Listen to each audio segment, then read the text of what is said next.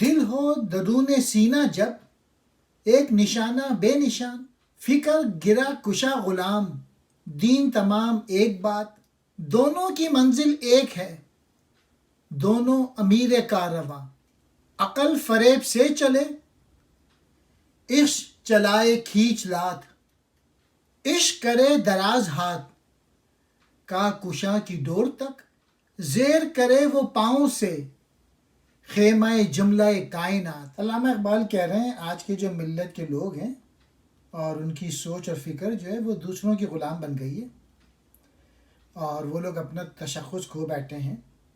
یہی وجہ ہے کہ ان کے سینے میں جو دل ہے وہ ایک بے نشان ہدف کی مانند ہے۔